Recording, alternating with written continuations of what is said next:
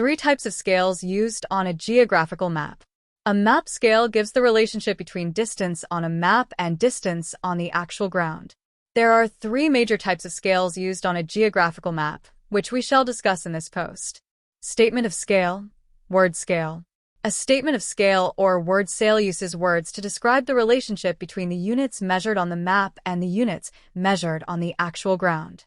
For example, 1 centimeter on the map to represent 2 kilometers on the ground.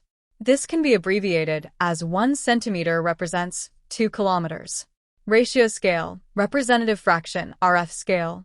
This type of scale uses only numbers to describe the relationship between the distance on the ground and that on the map. For example, 1:50, 000, or line scale.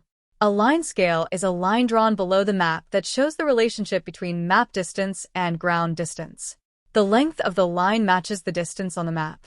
The units of measurement that are labeled on the line represent the distance on the ground. Elevation. Elevation means the height of a place in the landscape. Another word with a similar meaning is altitude, which means height above mean or average sea level. Elevation is a characteristic of relief maps and topographic maps only.